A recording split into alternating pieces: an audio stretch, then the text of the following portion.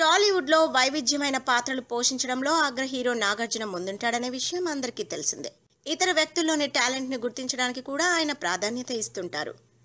Dance master లారెన్స్లో direction talent ఉందనే విషయాన్ని గుర్తించిన నాగ్ తనతో మాస్ మూవీని తెరకెక్కించే ఛాన్స్ ఇచ్చి తాను హిట్ కొట్టడంతో పాటు అతడు డైరెక్టర్ అయ్యేలా ఎంకరేజ్ చేశాడు.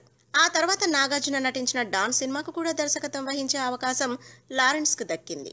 ఇదిలా ఉంటే డైరెక్టర్గా మారిన తర్వాత తన ట్రేడ్ మార్క్ హర్రర్ సినిమాలతో ప్రేక్షకులను ఉర్రూతలూగించిన రాఘవ లారెన్స్ ఇప్పటికీ అలాంటి సినిమాలకు ప్రయారిటీ ఇస్తున్నాడనే విషయం రీసెంట్గా రిలీజ్ అయిన శివలింగ సినిమాతో అర్థమైంది. ఇదిలా ఉంటే లారెన్స్ నాగార్జునకు చీర కట్టే రోల్ ఆఫర్ చేశాడనే విషయం చాలా మందికి తెలియదు. కాంచనా మూవీలో ట్రాన్స్జెండర్గా నటించిన సీనియర్ నటుడు శరత్ కుమార్ పాత్రను ముందుగా హీరో నాగార్జునకు ఆఫర్ చేశాడట లారెన్స్. మీరు ఒప్పుకుంటే తెలుగు, తమిళంలో మీతోనే ఈ రోల్ చేస్తారని అన్నాడట లారెన్స్.